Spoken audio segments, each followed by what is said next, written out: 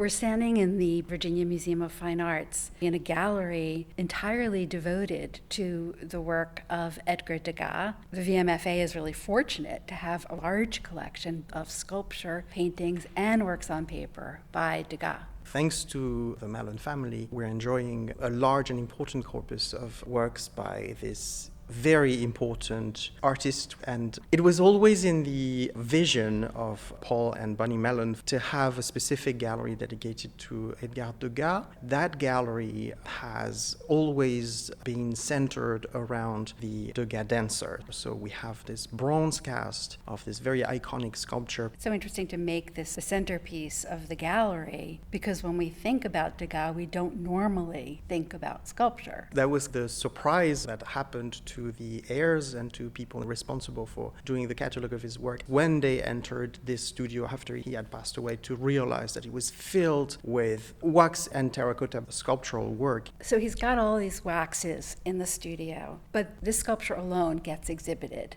at the 1881 Impressionist exhibition. The version that got exhibited is today in the National Gallery in Washington, D.C. When the public saw it in 1881, they were astounded. They said it was ugly. They said it was frightening, embarrassing. Obscene. In his use of fabric and ribbon and wax, Degas is using materials that are unusual and then taking this very mundane, anti-heroic subject of the young dancer, age 14, and she's not at all idealized in that academic tradition. Her body isn't perfect. The position that she holds her head in is awkward. Even her shoulders that kind of roll forward, even as she pulls her arms back, her legs in fourth position. There's nothing really graceful here. But something that I find really interesting is that the presence of large wax figures, at the time, you could see in fashion shops. It was very much associated with commerce. What was shocking about it was that it was being presented as art, surrounded by lots of other works of art, and the original sculpture definitely recalled things in popular culture. Wax museum figures, like at Madame Tussauds. And in fact, a wax museum opened the following year in Paris. Indeed, the wax version of the sculpture is exhibited at the Impressionist Salon of 1881, where people knew that what they were seeing was modernism in the making. Even within that context of expecting to see modern art, this was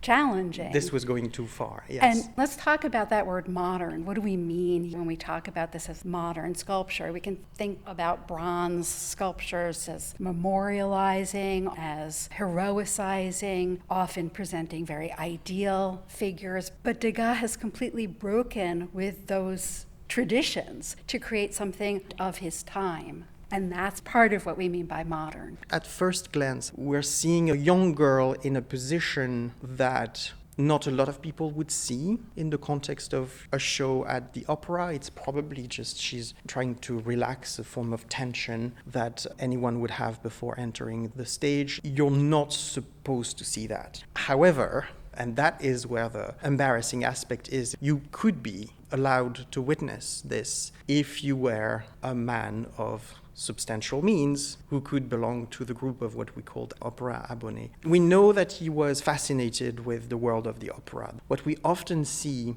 in those compositions is the presence of those men dressed in black, often surrounding or surrounded by female dancers. And it's very interesting to notice that those figures of wealthy men who paid an extra to have special access to behind the scenes fascinate Degas. He is himself a bourgeois, he is himself an abonné, and he's aware of all the dark behind-the-scenes situations of lascivious gaze on those young women. There was a kind of assumption of sexual availability for these working class girls who didn't have the same kind of expectations of propriety that an upper class or a bourgeois woman would have. Then we can sort of understand that it would have been awkward for a viewer to come and look at. We're uncomfortable in the position that we've been placed in by the artist. In a way, not that dissimilar from Manet's Olympia or from Manet's later painting, The Bar at the Folies Bergère, where we're put in the position of a male spectator or of a male customer. And all of this is very much about the city and about women in public spaces and a kind of intermixing of classes. And the Opera House had recently been built, and it's a fabulously decorated building that was the centerpiece of the new modern Paris. And it's hard to overstate the importance of the kind of celebrity culture that surrounded people who performed there. Because it was made of wax, it was put under a bonnet of glass. So the reference to specimens of naturalia was also very much present in his mind. Something that is very impressionistic is the modeling creates that texture that is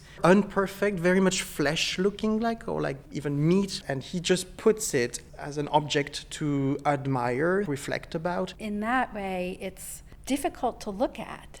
I think that it's difficult to look at because there's tension and there's fragility and there is vulnerability. She knows she's looked at, and she probably knows that she shouldn't be looked at, and she probably doesn't want to be looked at, but there's nothing she can do. And again, it brings us back into in which position we are put by the artist when we look at her. Today, this figure might look beautiful. We don't have that expectation of the ideal in art the way that people in the 19th century did. And artists were always looking back to the past to create images of ideally beautiful, perfect figures. But what Baudelaire and so many artists did in the second part of the 19th century was to call for an art that demonstrated a kind of modern beauty, that you didn't have to go back to the ancients to find beauty or back to the Renaissance, that there was beauty in the modern, industrial, urban world.